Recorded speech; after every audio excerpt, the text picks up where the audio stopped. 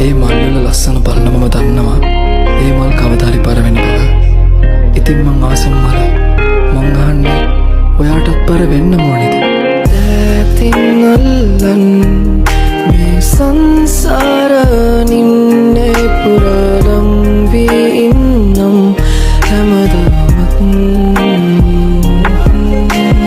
ඔබ එක්කම මගේ සංසාර ගීතේ පුරකනුවක් වීලා පියවන්නම් හේතුව යන්නද ඔබ එක්ක ගෙවන මොහොතක ආදරේ තනුවලියන්නට තඟකාරි පේනා ඉවසන්න බෑනේ ආදරේ. අවුරුදු 21 පන්නපු හැබැයි තාමත් වැඩිහිටි නොවුණු මේ අවුරුදු කීපය ජීවිතයේ වැඩිහින්ම කුතුහලයෙන් ගෙවන කාලය කියලායි මං හිතන්නේ. මං තාමත් අම්මලාගේ පුංචි දරුවද නැත්නම් මං අම්මලාගේ බර කරට ගන්න ඕන කාලෙද? මං දැන් පාඩම් කරන්නද? මං සල්ලි හම්බ කරන්නද? මං මොකක්ද ඒ ගත්ත තීරණය? මං ආදරය කරන්නේ හරි කෙනාටද? මේ වගේ එකක් දෙකක් නෙමෙයි ප්‍රශ්න ගොඩක් එක ඔලුව පර කාලයක් තමයි අපි මේ ගත කරන්නේ. හැබැයි මේක ජීවිතේ එක්තරා ලස්සන කාර්තුවක්. ජීවත් වෙන ට්‍රයල් පීරියඩ් එකක් හම්බෙන්නේ නෑනේ.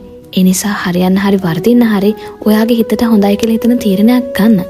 ඔයා වෙන්න බලන්න. ඔයාව අඳුන ගන්න බලන්න. ඔයාගේ ඉදිරි මුළු ජීවිතේම තීරණය වෙන මේ කාලේ සතුටින්ම ගත කරන්න.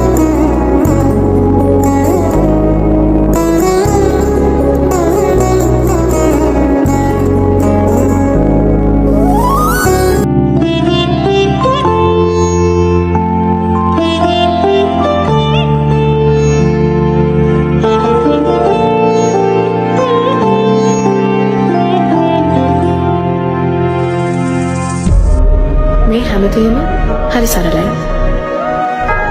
අපි තමා පටදගෙන තියෙන්නේ. මේ කය පොළොවට පස්සෙන දවසට අපි යන්නේ තනියම. අපි ආදරය කරන හැමෝම දාලා තනියම.